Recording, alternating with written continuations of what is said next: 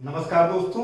हम लोगों ने आदिकाल के रासो साहित्य का पहला पार्ट पढ़ा, जिसमें हमने कुमार रासो, परमाल रासो, विशलदेव रासो, पृथ्वीराज रासो इत्यादि रासो साहित्य के बारे में पढ़ा।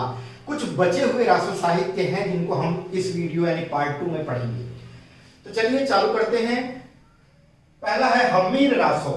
हम्मीर रासो यह 300 छंदों का एक रासो ग्रंथ है, जिसके रचनाकार जो थे यानी लेखक या हम कह सकते हैं रचना करने वाले वो सारंगधर जी थे।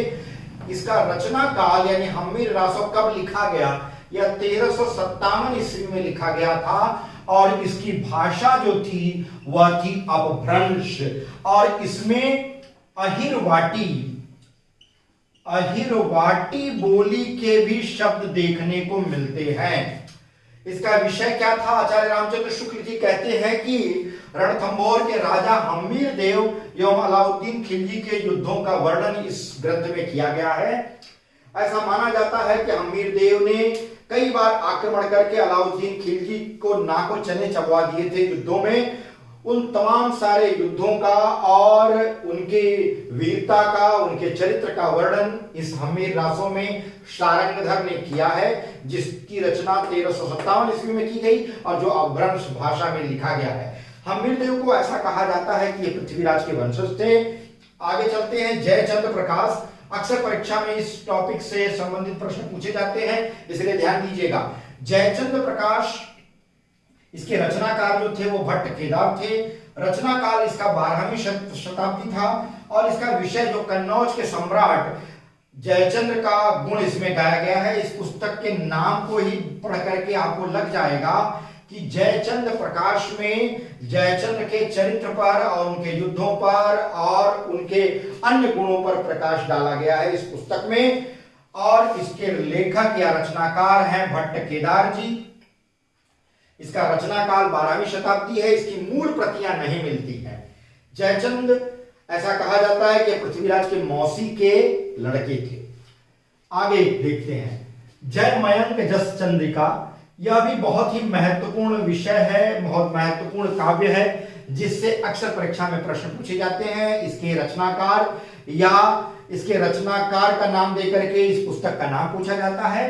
अक्सर इससे 1 नंबर का प्रश्न तो आता ही है, 1-2 नंबर का। तो जयमयंक जस चंद्रिका इस पुस्तक के या इस ग्रंथ के रचनाकार जो हैं वो हैं मधुकर कवि। इसका रचना काल जो है वो अभी 12वीं शताब्दी है। तो जयमयंक और जयचंद्र प्रकाश और जयमयंक जस चंद्रिका ये आज उपलब्ध नहीं है, यानी इनकी मूल प्रतियां उपलब्ध नहीं है।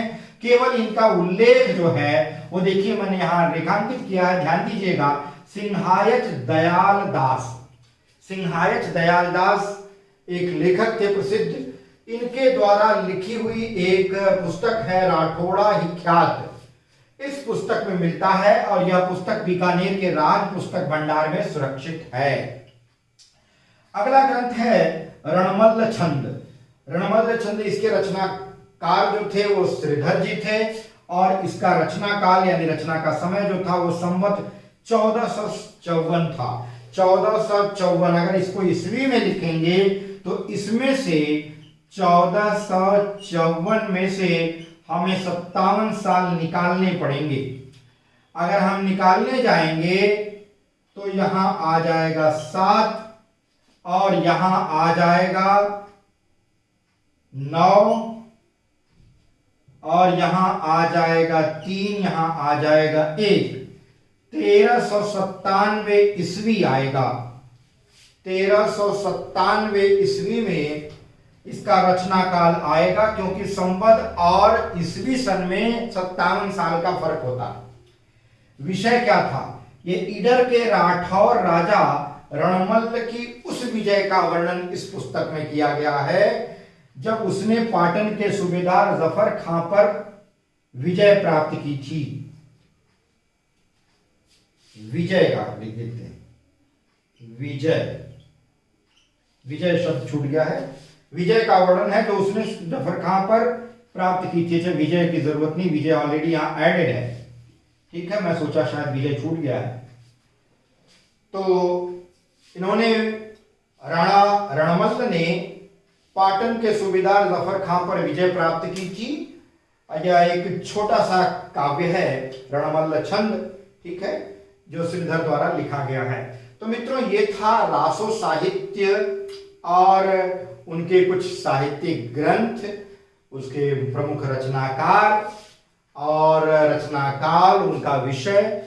तो इन दोनों वीडियो में रासो साहित्य का पार्ट 1 और पार्ट 2 में हमने सारे महत्वपूर्ण रासो साहित्यों के बारे में, उनके रचनाकारों के बारे में, रचना काल के बारे में और उनके विषयों के बारे में पढ़ा, जाना कि इन रासो काव्यों का उद्देश्य क्या था, रासो ग्रंथों का उद्देश्य क्या था, इनकी भाषा कैसी थी और इन पर किस तरह से कालांतर में और प्रभाव राजाओं द्वारा डाले गए या उनके आश्रित कवियों द्वारा उनमें अन्य छंद या कह सकते हैं कि आगे आने वाले उत्तरवर्ती जो राजा थे वे अपने आश्रित कवियों द्वारा अपने चरित्रों का भी वर्णन इन रासो काव्यों में किए हैं।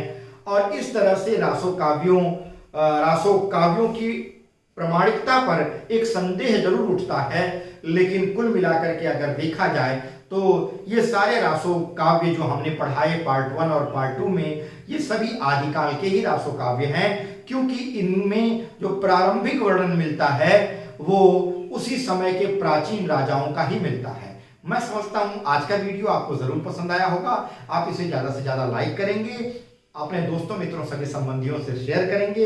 अगली वीडियो में एक नए विषय के साथ मैं आपसे फिर मिलूंगा। तब तक के लिए बहुत बहुत